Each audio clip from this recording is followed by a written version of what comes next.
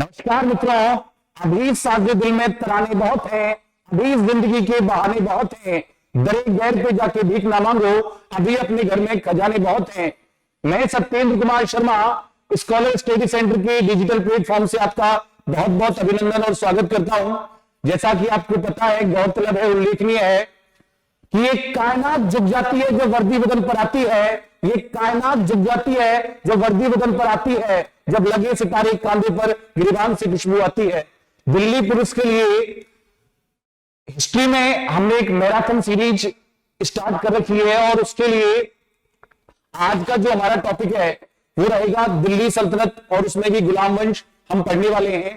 Question number 1 आपके सामने प्रस्तुत है। क्वेश्चन नंबर 1,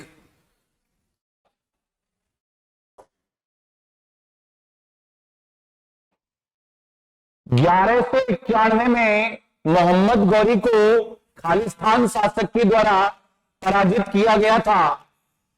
1191 में मोहम्मद गौरी को खालिस्तान शासक के द्वारा पराजित किया गया था। Muhammad Ghori was defeated Muhammad Ghori was defeated by in 1191। 1191 में मोहम्मद गौरी को किसके द्वारा पराजित किया गया था? ए चौहान, चालुक्य, गढ़वाल, मौर्य। आपको पता है कि 1191 में 1191 और 1192 तराइन के दो युद्ध हुए थे। तराइन के दो युद्ध हुए थे। पहले युद्ध में पृथ्वीराज चौहान और मोहम्मद गौरी के बीच हुआ। इसमें पृथ्वीराज चौहान जो इतिहास में राय पिथौरा के नाम से प्रसिद्ध हुए, उनकी विजय हुई। इतिहास गौरतलब है, उल्लेखनीय है कि पृथ्वीराज रासो और पृथ्वीराज रासो ग्रंथ बहुत महत्वपूर्ण है। इसके अलावा भी एक ग्रंथ बहुत महत्वपूर्ण है, पृथ्वीराज विजय जो ग्रंथ है, पृथ्वीराज विजय जो जयानक के द्वारा रचित है। पृथ्वीराज विजय जो ग्रंथ है वो जयानक के द्वारा रचित है। तो 1191 में मोहम्मद गौरी को खालिस्तान शासक के द्वारा पराजित किया गया था। तो उस बब्बर शेर का नाम था पृथ्वीराज चौहान। पृथ्वीराज चौहान के द्वारा मोहम्मद गौरी को डिफीट किया गया था। आप सभी को कमेंट बॉक्स में कमेंट करना है कि पृथ्वीराज चौहान को इतिहास में राय पिथौरा के नाम से प्रसिद्ध है, राय पिथौरा के नाम से जाना जाता है। क्वेश्चन नंबर अगला, क्वेश्चन नंबर नेक्स्ट।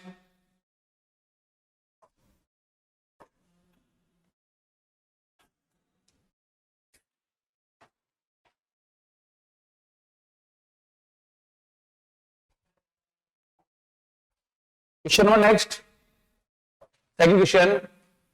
रानी नाइकी देवी को उस महिला के रूप में याद किया जाता है जिसने 1178 ईस्वी में खालिस्तान को हराया था।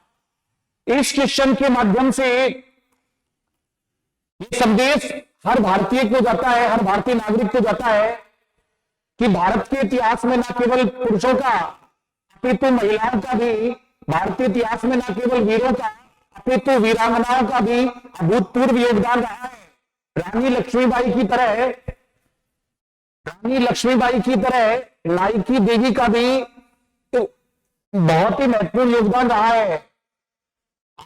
पिछले प्रश्न में अपन डिस्कस कर चुके हैं कि 1191 और 1192 में तराइन के दो युद्ध हुए। 1191 और 1192 में तराइन के दो युद्ध हुए, जिसमें पहले युद्ध में तो पृथ्वीराज चौहान थर्ड की विजय हुई और दूसरे युद्ध में पृथ्वीराज चौहान थर्ड पराजित हो गए। लेकिन इससे पहले 1178 में गुजरात के शासक मूलराज ने 1178 में गुजरात के शासक मूलराज ने मोहम्मद गौरी को पराजित किया था और मूलराज का साथ दिया था इस चालुक्य वंशीय शासिका नाइकी देवी ने। तो करेक्ट आंसर होगा मोहम्मद गौरी। अगले क्वेश्चन चल रहे हैं, नेक्स्ट।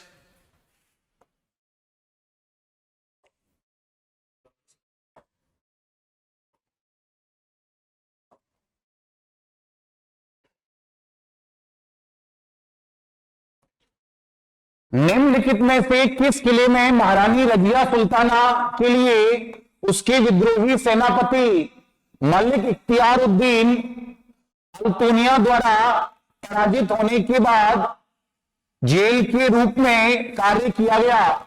तो अपन को पहले तो ये जो रजिया सुल्ताना है इसके बारे में जानना है कि रजिया सुल्ताना कौन थी। भारतीय इतिहास में शासक बनने वाली पहली महिला थी जिनके पिता का नाम था इल्तुतमिश। रजिया के पिता का नाम था इल्तुतमिश।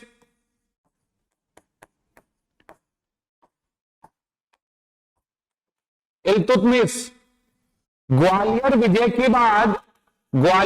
के बाद इल्तुतमिश ने चांदी के सिक्कों पर रजिया सुल्ताना का नाम लिखाया था। और इतिहासकार बदायूनी रजिया के बारे में लिखता है कि यदि रजिया महिला नहीं होती तो भारत के महान शासकों में गिनी जाती। यदि रजिया महिला नहीं होती तो भारत के महान शासकों में गिनी जाती। तो इसका करेक्ट आंसर जिस जेल में रहा था वो है किला मुबारक। अगला क्वेश्चन,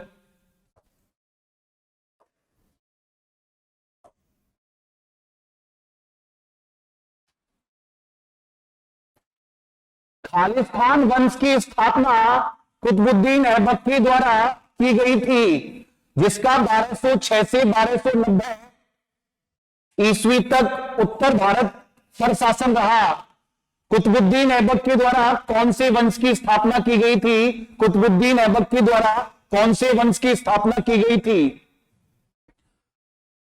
1191 और 1192 में तराइन के जब दो युद्ध हुए और 1192 में जब पृथ्वीराज चौहान थर्ड इस युद्ध में पराजित हो गए तो मोहम्मद गौरी ने भारत में अपनी सत्ता स्थापित की। लेकिन मोहम्मद गौरी के खुद के कोई संतान नहीं थी और वो हजारों की संख्या में अपने साथ गुलाम लेकर आया था। उस गुलाम में एक गुलाम का नाम था कुतुबुद्दीन ऐबक। कुतुबुद्दीन ऐबक ने लाहौर में गुलाम वंश की स्थापना की। कुतुबुद्दीन ऐबक ने लाहौर में गुलाम वंश की स्थापना की। कुतुबुद्दीन ऐबक स्वयं सामान्य परिवार से था, इसलिए वो गरीबों के बारे में बहुत सोचता था और लाखों का दान दिया करता था। इसीलिए उसे कहा गया लाख बख्श। आपको पता है कि कुतुबुद्दीन ऐबक ने कुतुब मीनार की नींव रखी थी। कुतुबुद्दीन ऐबक ने कुतुब मीनार की नींव रखी थी जिसका कार्य पूरा करवाया था इल्तुतमिश ने। और उसकी पांचवी मंजिल का काम करवाया था फिरोज शाह तुगलक ने।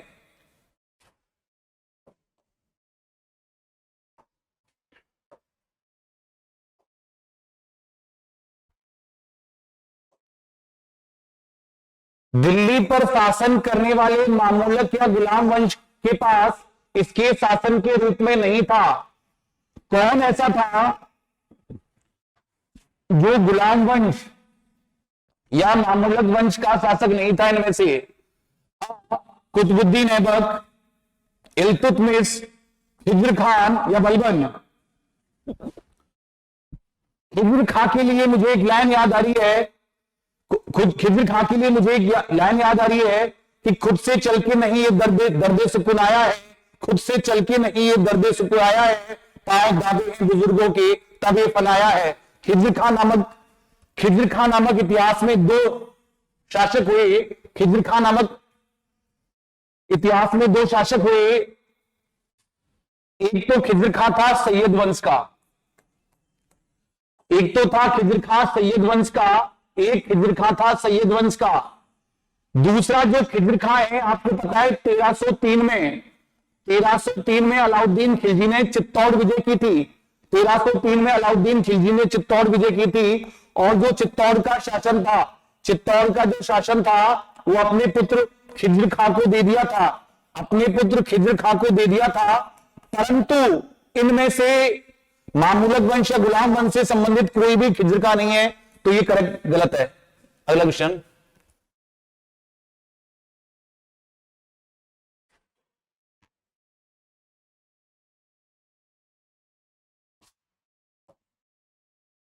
अढ़ाई दिन का झोपड़ा किस राज्य में स्थित है? अढ़ाई दिन का झोपड़ा किस राज्य में स्थित है? अढ़ाई दिन के झोपड़े के बारे में इतिहास में बहुत थोड़ा सा आपको पीछे लेके चलता हूं। आपको पता है कि इतिहास में एक बिसलदेव चौहान नाम से चौहानों का शासक हुआ, जिसे विग्रहराज चतुर्थ भी कहते हैं। बिसलदेव चौहान या विग्रहराज चतुर्थ। बिसलदेव रासो जो ग्रंथ है, बिसलदेव रासो जो ग्रंथ है, बिसलदेव रासो, बिसलदेव रासो जो ग्रंथ है वो लिखा है नरपति नाले ने। बिसलदेव रासो जो ग्रंथ है वो लिखा है नरपति नाले ने। कमेंट बॉक्स कमेंट करें आप, बिसलदेव रासो नरपति नाले ने लिखा है। बिसलदेव चौहान की शादी, बिसलदेव चौहान की शादी गुजरात की रानी राजमती के साथ हो गई थी। गुजरात की रानी राजमती के साथ हो गई थी। पहली बार जब इनका सहयोग हुआ, पहली बार जब ये मिले, तो बिसलदेव चौहान थोड़े मुद्दे से भटक गए थे। उन्होंने बहुत बड़ी बड़ी बातें उनके सामने की और राजमती ने उससे कहा कि तुम इतनी बड़ी बड़ी बातें मुझसे मत करो। इसी बात को लेकर के दोनों में आपस में विवाद हो गया, जो हम ऑफलाइन क्लासों में डिस्कस करते हैं। और बिसलदेव चौहान उनको छोड़ करके चले गए। 12 साल तक एक दूसरे से अलग रहे। आपको पता है कि बिसलदेव चौहान संस्कृत के बहुत बड़े विद्वान थे। बिसलदेव चौहान संस्कृत के बहुत बड़े विद्वान थे और उन्होंने अजमेर में संस्कृत विद्यालय की स्थापना कराई थी। अजमेर में संस्कृत विद्यालय की स्थापना कराई थी। अजमेर में संस्कृत विद्यालय की स्थापना कराई थी। इसी संस्कृत विद्यालय को तुड़वा करके, इसी संस्कृत विद्यालय को तुड़वा करके कुतुबुद्दीन ऐबक ने यहां पर 2.5 दिन के झोपड़े का निर्माण कराया था। कुतुबुद्दीन ऐबक ने यहां पर 2.5 दिन के झोपड़े का निर्माण कराया था। अगला क्वेश्चन जरा नेक्स्ट।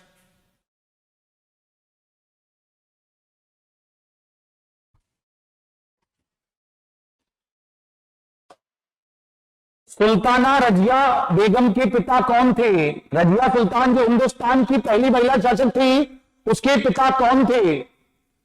तो करेक्ट आंसर है इल्तुतमिश। इल्तुतमिश ने इसके अलावा और क्या क्या किया? इल्तुतमिश ने चालीसा दल का गठन किया था। चालीसा दल का गठन, चालीसा दल का गठन किया था। इक्ता प्रथा शुरू की थी। इक्ता प्रथा शुरू की थी। इक्ता प्रथा शुरू की थी। और चांदी का टका और तांबे का जीतल चलाया था। तांबे का जीतल चलाया था। चांदी का टका और चांदी का जीतल चलाया था। नेक्स्ट अगला क्वेश्चन।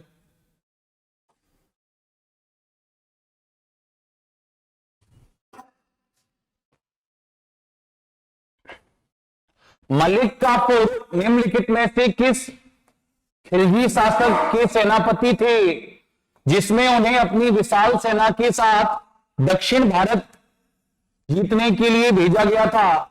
दक्षिण भारत जीतने के लिए भेजा गया था। तो करेक्ट आंसर इस पर हम पहले चर्चा कर चुके हैं, अलाउद्दीन खिलजी।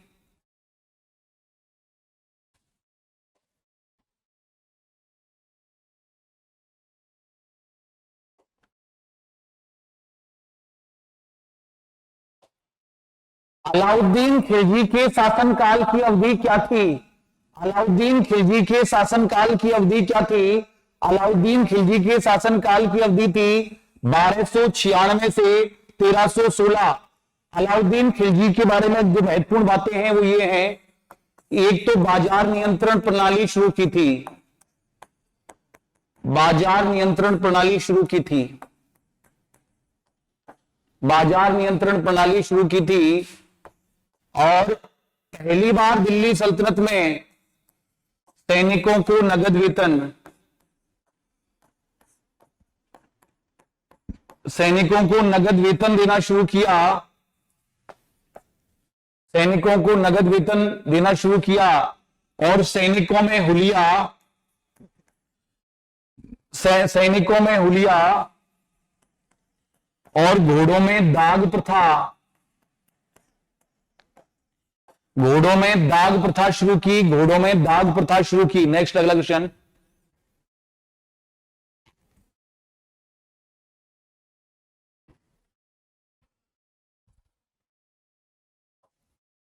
1301 में जब अलाउद्दीन खिलजी ने रणथंबोर पर हमला किया था, तब वहां का हिंदू शासक कौन था?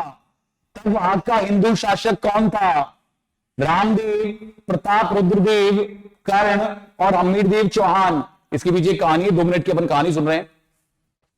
1191 में और 1192 में तराइन के 2 युद्ध हुए। 2 युद्धों के बाद में जब पृथ्वीराज चौहान थर्ड पराजित हो गए, उसके बाद में गोविंदराज चौहान ने, पृथ्वीराज चौहान थर्ड के वंशज थे गोविंदराज चौहान। गोविंदराज चौहान ने रणथंबोर में चौहान साम्राज्य की स्थापना की। लेकिन इस वंश का जो पहला प्रतापी शासक हुआ, उसका नाम था हमीरदेव चौहान। इस वंश का पहला प्रतापी शासक हुआ हमीरदेव चौहान। बहुत इंपॉर्टेंट लाइन है अगली लाइन कि हम्मीर महाकाव्य ग्रंथ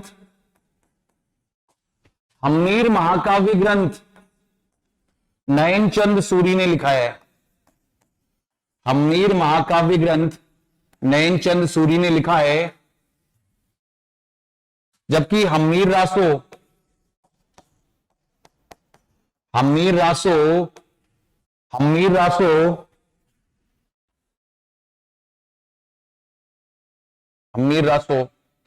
जोधराज के द्वारा लिखा गया है। हम्मीर रासो जोधराज के द्वारा लिखा गया है।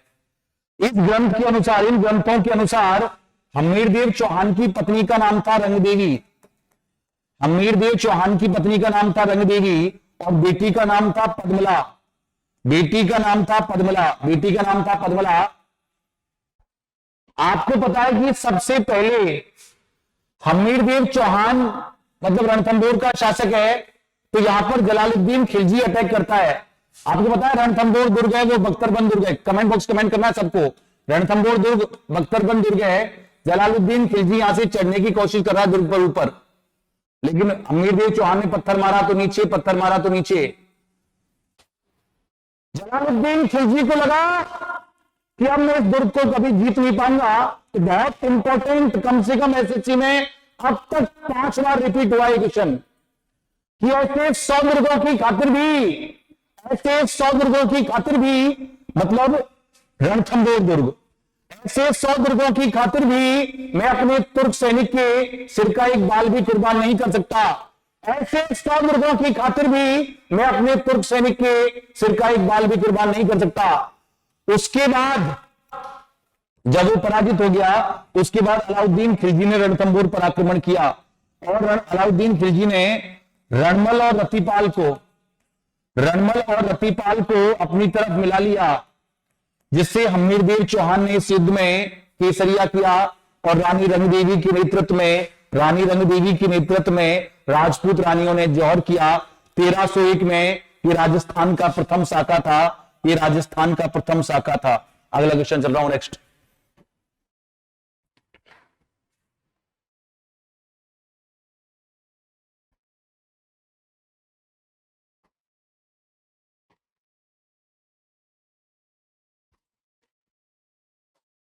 अलाउद्दीन खिलजी ने अपने सैनिकों के लिए एक नए गैरिसन शहर का निर्माण किया था, जिसका नाम था, उस शहर का नाम था सीरी। और इस गैरिसन सीरी का निर्माण करने का जो प्रमुख कारण था वो ये था, अलाउद्दीन खिलजी को मंगोलों से खतरा था, इसलिए उसने इस शहर का निर्माण कराया। नेक्स्ट अगला क्वेश्चन।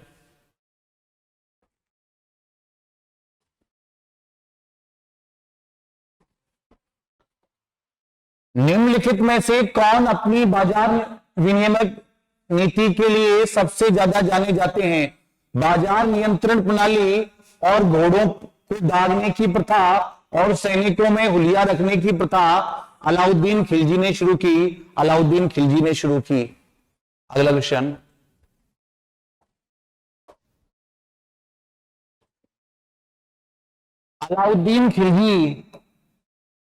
अलाउद्दीन खिलजी मदरसा और मकबरा कहां स्थित है?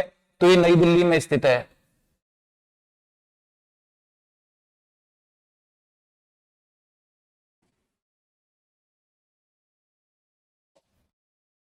कुतुब मीनार के 5वें तल का निर्माण निम्न में से किसके शासन काल के दौरान किया गया था? उनका नाम है फिरोज शाह तुगलक। कुतुब मीनार की नींव कुतुबुद्दीन ऐबक ने रखी थी, निर्माण कार्य इल्तुतमिश ने पूरा कराया और इसके 5वें तल का निर्माण फिरोज शाह तुगलक ने किया था। 5वें तल का निर्माण फिरोज शाह तुगलक ने किया था। अगला क्वेश्चन, खालिस्तान में विजय के शहर फतेहपुर सीकरी का निर्माण मुगलों के गौरवपूर्ण शासनकाल के दौरान किया गया। कौन सी विजय के उपरांत फतेहपुर सीकरी का निर्माण, कौन सी विजय के उपरांत फतेहपुर सीकरी का निर्माण मुगलों के गौरवपूर्ण शासनकाल में किया गया? मतलब इन्होंने कौन की क्या विजय प्राप्त की थी ऐसी? आपको पता है इसमें थोड़ा ऑप्शन मिस्टेक होगी, मैं माफी चाहूंगा आपसे। इसमें जो करेक्ट आंसर होगा वो होगा गुजरात। गुजरात। अकबर ने गुजरात विजय के उपरांत फतेहपुर सीकरी का निर्माण कराया था। अकबर ने गुजरात विजय के उपरांत फतेहपुर सीकरी का निर्माण कराया था। गुजरात विजय, गुजरात। और उसी ने सबसे पहले, अकबर ने इसी समय सबसे पहले समुद्र दर्शन किए थे। सबसे पहले गुजरात में समुद्र दर्शन किए थे और फतेहपुर सीकरी का निर्माण कराया था। अगला क्वेश्चन, नेक्स्ट।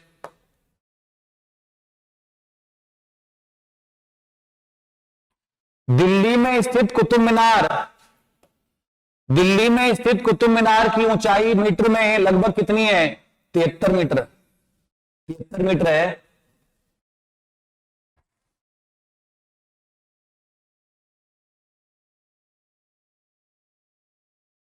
अढ़ाई दिन का झोपड़ा खालिस्तान में स्थित मस्जिदों में से एक है।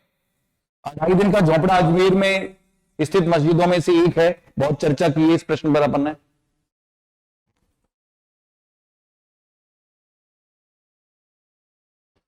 लोधी वंश का अंतिम शासक कौन था? लोधी वंश का अंतिम शासक कौन था? तो लोधी वंश का अंतिम शासक था इब्राहिम लोधी, जिसको पराजित करके बाबर ने लोधी वंश की स्थापना की थी। जिसे पराजित करके बाबर ने मुगल वंश की स्थापना की थी। जिसे पराजित करके बाबर ने मुगल वंश की स्थापना की थी।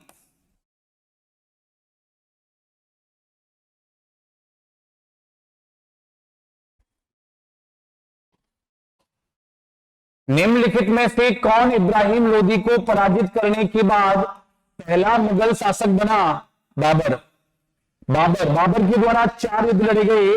बाबर के द्वारा 4 युद्ध लड़े गए। बोलो, पंखा चले घर में, पंखा चले घर में। पैसे पानीपत 1526। खा से खानवा 1527। चा से चंदेरी 1528 और घै से घाघरा 1529। चारों युद्धों में बाबर विजय रहा था। 4 साल ही शासन किया और चारों युद्धों में ही बिताए। लोधी वंश की नींव किसके द्वारा रखी गई थी? लोधी वंश की नींव किसके द्वारा रखी गई थी? लोधी वंश की नींव किसके द्वारा रखी गई थी? तो लोधी वंश की नींव बहलोल लोधी के द्वारा रखी गई थी। बहलोल लोधी के लिए कहा जाता है कि वह जब अपने सरदारों के बीच होता था तो कभी भी सिंहासन पर नहीं बैठता था। इसमें एक ऑप्शन और बहुत इंपॉर्टेंट है कि सिकंदर लोधी ने 1504 में आगरा शहर की स्थापना की थी। सिकंदर लोधी ने 1504 में आगरा शहर की स्थापना की थी। बहुत आनंद की अनुभूति हुई आपको पढ़ाने में। बहुत बहुत धन्यवाद। Thank you so much. Thank you all of you.